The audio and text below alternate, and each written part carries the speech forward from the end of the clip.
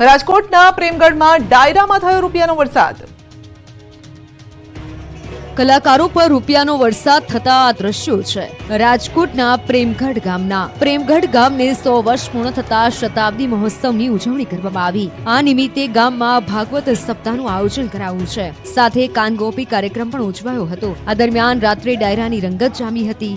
ડાયરામાં કલાકારોએ એવી મોજ કરાવી કે લોકો ડોલવા લાગ્યા હતા। લોકોએ સ્ટેજ પર એટલા રૂપિયા ઉડાડ્યા કે રીતસરનું સ્ટેજ પર રૂપિયાની પથારી થઈ ગઈ હતી। ડાયરાની જમાવટમાં લોકોએ રૂપિયાનો એટલો વરસાદ કર્યો કે કલાકારો પણ ઢંકાઈ ગયા। કલાકારો એક બાદ એક ગીત લલકારતા હતા અને ડાયરો માણવા આવેલા લોકો એક બાદ એક આવી રૂપિયાનો વરસાદ કરી રહ્યા હતા।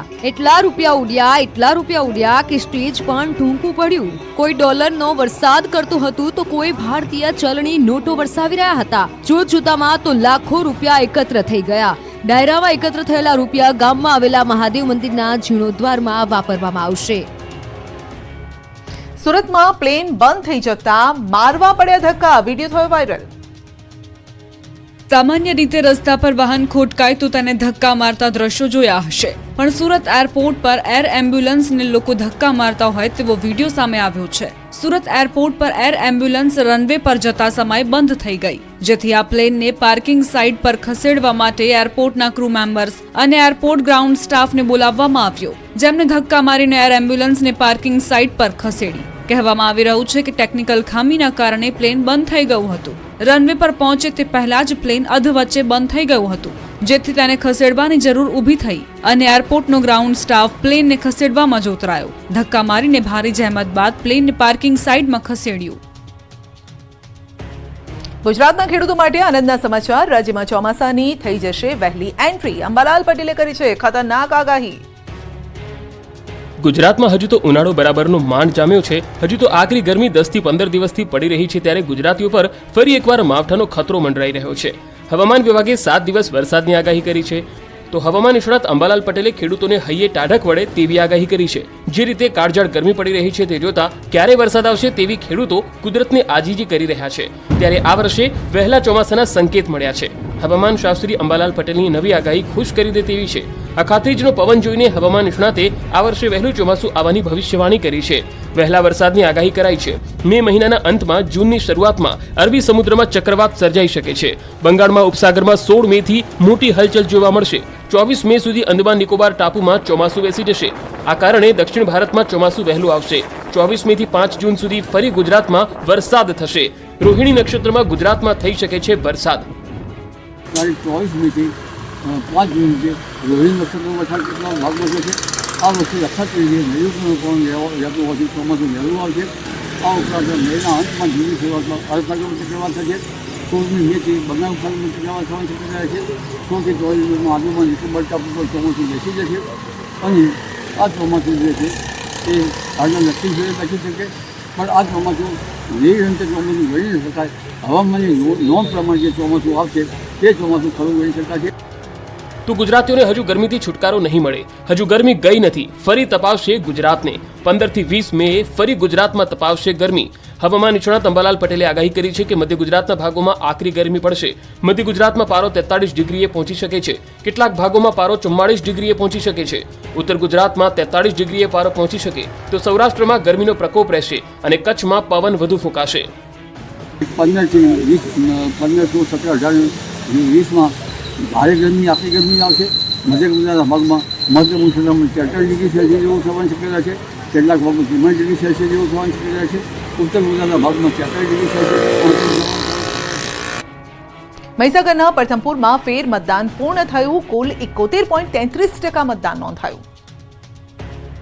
મહીસાગરના પ્રથમપુરમાં બૂથ કેપ્ચરિંગ બાદ ફરી મતદાન થયું। બીજી વાર મતદાન થતા લોકોમાં ભારે ઉત્સાહ જોવા મળ્યો। મતદાન કરવા માટે ગ્રામજનો સવારથી લાઇનમાં ઉભા રહી ગયા હતા। બૂથને ક્રિટિકલ કેટેગરીમાં મૂકવામાં આવતા ચુસ્ત બંદોબસ્ત ગોઠવાયો હતો। એએસપી, પીઆઈ, પીએસઆઈ સહિતના પોલીસ જવાનો, મહિલા પીએસઆઈ, સીઆરપીએફની ટુકડી તૈનાત કરાઈ હતી। સાથે જ મેટલ ડિટેક્ટર, સીસીટીવી કેમેરા સહિતના અદ્યતન ઉપકરણો ગોઠવાયા હતા। કલેક્ટર, એસપી સહિતના અધિકારીઓ પણ મતદાન મથકે હાજર રહ્યા। પોલીસની હાજરીમાં મતદાન થયું। ગ્રામજનોએ ભયમુક્ત થઈ મતદાન કર્યું। 220 નંબરના પ્રથમપુર પોલિંગ બૂથ પર 618 પુરુષ મતદારો અને 606 મહિલા મતદારોએ ફરીથી પોતાનો મતાધિકારનો ઉપયોગ કર્યો। તો પોતાના જ લગ્ન હોવા છતાં વરરાજાએ મતદાન કર્યું. વરરાજાએ મતદાન કરી તમામ મતદારોને મતદાન કરવાનો સંદેશ આપ્યો હતો. ફરી મતદાન થતા દાહોદ બેઠકના જશવંતસિંહ ભાભોર પણ મતદાન બૂથ પર નિરીક્ષણ કરવા પહોંચ્યા હતા. અમરેલીના વિવાદ અંગે રૂપાલાએ બોલવાનું ટાળ્યું. સવાલ કરતા કહ્યું, બસ હવે રહેવા દો. શતાબ્દી મહોત્સવમાં હાજરી આપી હતી અને રાજકોટના પ્રેમગઢમાં હતો શતાબ્દી મહોત્સવ. પ્રેમગઢ ગામને 100 વર્ષ પૂર્ણ થતા શતાબ્દી મહોત્સવમાં તેઓએ હાજરી આપી હતી. ઉપવાસીઓની સાથે રામ રામ કરવા માટેનો અવસર આપ્યો. બધાનો આભાર. જય સૂર્યદેવ. હવે બસ હવે રહેવા દો. એ એટલા હાટું ના પાડે. મને ખબર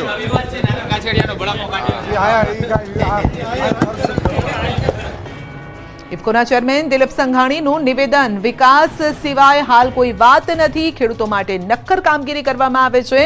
વાદ વિવાદ નહીં, વિકાસ સિવાય વાત નહીં. હું કોઈ જૂથવાદમાં પડવાનું નથી તેવું સંઘાણીનું કહેવું છે. ચૂંટણી બિનહરીફ જીત્યા બાદ રાજકોટ પહોંચ્યા દિલીપ સંઘાણી. રાજકોટ એરપોર્ટ પર સંઘાણીનું ભવ્ય સ્વાગત કરાયું. ઇફકોમાં જયેશ રાદડિયાની જીત બાદ ભાજપમાં મોટો ભડકો થયો છે અને સૌરાષ્ટ્રના સહકારી આગેવાન બાબુ નસીતે જયેશ રાદડિયા સામે મોરચો માંડ્યો. ઇફકોની ચૂંટણી બાદ સહકારી ક્ષેત્રમાં ભાજપનો આંતરિક વિવાદ સપાટીએ આવ્યો છે. રાજકોટના જ એક સહકારી આગેવાન હવે આ મામલે જંગે ઉતર્યા છે. ઇફકોમાં જયેશ રાદડિયાની જીત બાદ ભાજપમાં મોટો ભડકો થયો છે. ભાજપમાં હવે પાર્ટી સામે વિરોધના સૂર ઉઠ્યા છે. ત્યારે સૌરાષ્ટ્રના સહકારી આગેવાન બાબુ નસીતે જયેશ રાદડિયા સામે મોરચો માંડ્યો છે. પક્ષના મેન્ડેટની અવગણના કરનારા રાદડિયા સામે તાત્કાલિક કાર્યવાહીની માંગણી ઉઠી છે. સૌરાષ્ટ્રના સહકારી આગેવાન બાબુ નસીતે જયેશ રાદડિયા સામે મોરચો માંડી આક્ષેપો કરતા ખળભળાટ મચી ગયો છે. બાબુ નસીતે ઈલુ પ્રથા દૂર કરવાની પાટીલની પહેલની પ્રશંસા કરી. સાથે જ ભાજપના મેન્ડેટનો અનાદર કરનાર સામે કાર્યવાહીની માંગ કરી. બાબુ નસીતે કહ્યું કે જેમ મારી સામે કાર્યવાહી થઈ છે તેમ જયેશ રાદડિયા સામે પણ કાર્યવાહી કરવામાં આવે. ઇફકોની ચૂંટણીમાં બિપિન પટેલની હાર નથી થઈ, પરંતુ ભાજપની હાર થઈ છે. બીજી બાજુ સહકારી આગેવાન બાબુ નસીતના આક્ષેપો પર જયેશ રાદડિયાએ પલટવાર કર્યો છે. રાદડિયાએ કહ્યું કે મેં પાર્ટી વિરુદ્ધ કોઈ કામ કર્યું નથી. જે લોકો મારો વિરોધ કરે છે તે લોકો ખેડૂત વિરોધી છે. મેં પાર્ટી માટે લોકસભા ચૂંટણીમાં કામ કર્યું છે. રાદડિયાએ વધુમાં કહ્યું કે આજ દિન સુધી મેન્ડેટની જાણ મને નથી. મેં મેન્ડેટના નિર્ણય પહેલા ફોર્મ ભર્યું હતું. સમગ્ર બોર્ડના નિર્ણયને લઈ ફોર્મ ભર્યું હતું. એ બિપિનભાઈની હાર નથી, એ ભારતીય જનતા પાર્ટીની હાર છે એવું હું માનું છું. આપણી માની હાર થાય ત્યારે કોઈ મૂંગું ન બેસી શકે. અને ત્યારે હું એવું માનું છું, પાટીલ સાહેબને પણ કહેવા માનું છું કે 113 મત જીતેલા ઉમેદવારને મળ્યા છે. તો એ જીતેલા ઉમેદવાર જે 113 લોકો છે એ આઈડેન્ટિફાય થાય. એમની સામે મારી ઉપર જેવા પગલાં લેવામાં આવ્યા હતા એવા જ પગલાં લઈએ. હું આજે ઇફકોમાં જીતીને આવ્યો. હું ભારતીય જનતા પાર્ટીનો કાર્યકર્તા છું. સામેવાળો કોંગ્રેસનો કોઈ જીતો હોય તો સ્વાભાવિક રીતે કહી શકીએ કે કોઈ કોંગ્રેસને આપણે મદદ કરી હોય. હું પણ ભારતીય જનતા પાર્ટીનો ધારાસભ્ય છું અને કાર્યકર્તા છું. એટલે ઇફકોની અંદર પણ ભાજપની જ જીત થઈ છે. સૌરાષ્ટ્ર બાદ હવે મધ્ય ગુજરાતના એપી સેન્ટર વડોદરામાં ભાજપનો વિખવાદ સપાટી પર આવ્યો. 2 દિવસથી સૌરાષ્ટ્રમાં ભાજપનો આંતરિક ઉભરો સામે આવી રહ્યો છે. ત્યારે હવે આ વિવાદ મધ્ય ગુજરાત સુધી પહોંચી ગયો છે. મધ્ય ગુજરાતના એપી સેન્ટર વડોદરામાં ભાજપમાં ભડકો થયો. મતદાન પૂર્ણ થતાં જ ભાજપનો આંતરિક વિવાદ સામે આવ્યો છે. વડોદરાના ભાજપની વોર્ડ કક્ષાની જૂથબંધી સપાટી પર આવી. ભાજપ મહિલા કોર્પોરેટર સામે પક્ષના કાર્યકરોએ દેખાવો કર્યા. બહિષ્કારના પોસ્ટર સાથે આજવા રોડ પર દેખાવો કર્યા. અગાઉ ભાજપ કાર્યકર્તા હિરેન બ્રહ્મભટ્ટ સામે મહિલા કોર્પોરેટરે લગાવ્યા હતા આક્ષેપો. હવે હિરેન બ્રહ્મભટ્ટના સમર્થનમાં કાર્યકર્તાઓ સામે આવ્યા. મહિલા કોર્પોરેટર માફી માંગે તેવી માંગ કરી. ગુજરાતમાં મતદાને 5 દિવસ બાદ સુરતના કોંગ્રેસના ઉમેદવાર નિલેશ કુંભાણીનો હાઈ વોલ્ટેજ ડ્રામા. કહ્યું કે મેં કોંગ્રેસ સાથે 2017નો બદલો લીધો. ગુજરાતમાં મતદાન પૂર્ણ થયા બાદ અચાનક જ સુરત કોંગ્રેસના ઉમેદવાર નિલેશ કુંભાણી પ્રગટ થયા. મીડિયા સમક્ષ આવી હાઈ વોલ્ટેજ ડ્રામા કર્યો. સુરત લોકસભા ચૂંટણીમાં હાઈ વોલ્ટેજ ડ્રામા સર્જનાર કોંગ્રેસના ઉમેદવાર નિલેશ કુંભાણી છેલ્લા 22 દિવસથી ગુમ હતા. ત્યારે મીડિયા સમક્ષ હાજર થયા અને તેમણે કોંગ્રેસ પર આક્ષેપ કરતા કહ્યું કે મેં નહીં, કોંગ્રેસે મારી સાથે ગદ્દારી કરી છે. જો કે વધુમાં તેમણે કહ્યું કે મારે ભાજપ સાથે કંઈ લેવા દેવા નથી. નિલેશ કુંભાણીએ કોંગ્રેસ પર સણસણતા આક્ષેપ કરતા કહ્યું કે કોઈ માયનો લાલ પેદા નથી થયો જે મને મારી શકે. કોંગ્રેસના સુરતના 5 નેતાઓના કારણે મેં આ કર્યું છે. મારા ટેકેદારો કોંગ્રેસના કાર્યકર્તાઓ છે. હું અને મારા ટેકેદારો એક સાથે છીએ. કોંગ્રેસે વિરોધ કરવાનું શરૂ કર્યું એટલે કોંગ્રેસના નેતાઓએ 2017માં મારી સાથે બદલો લીધો. એટલે મેં આ પરિવાર સાથે બદલો લીધો છે. મારા ઠેકેદારો અને કાર્યકર્તાઓએ બદલો લીધો અને હું પણ તેમાં સાથે છું. તો મારા નિવેદનથી કોંગ્રેસને કોઈ નુકસાન ન થાય એટલા માટે હું ચૂપ હતો તેવો દાવો કર્યો. પરેશ ધાનાણી, શક્તિસિંહ ગોહિલની મર્યાદા નડતી હતી, એટલા માટે નિવેદન આપવા ચૂંટણી પતે પછી મારે હાજર થવું હતું. ચૂંટણી પૂર્ણ થતા નેતાઓ હળવા ફૂલ થયા. વિજાપુરના ભાજપના ઉમેદવાર CJ ચાવડાએ ગાયું ભજન. તાજેતરમાં જ લોકસભાની ચૂંટણી અને પેટા ચૂંટણી માટેનું મતદાન યોજાયું હતું, ત્યારે પેટા ચૂંટણીમાં વિજાપુર બેઠકના ભાજપ ઉમેદવાર ચૂંટણી બાદ હળવા મૂડમાં જોવા મળી રહ્યા છે. CJ ચાવડાનો અલગ અંદાજ સોશિયલ મીડિયામાં વાયરલ થઈ રહ્યો છે. ચૂંટણી બાદ જાણે હળવાશ અનુભવતા હોય તેમ પામોલ ગામે તેઓ ભજન કીર્તન કરતા જોવા મળ્યા હતા. અલગ અંદાજમાં જોવા મળેલા CJ ચાવડાનો એક વિડીયો વાયરલ થઈ રહ્યો છે. ઉલ્લેખનીય છે કે પામોલ ગામે આયોજિત ધાર્મિક પ્રસંગમાં હાજરી આપી તેમણે ભજનનો લાભ લીધો હતો. ધોરણ 10નું 82.56% પરિણામ જાહેર થયું. 30 વર્ષનું રેકોર્ડ બ્રેક પરિણામ છે અને ગરીબ ઘરની વિદ્યાર્થીનીઓએ માર્યો ડંકો.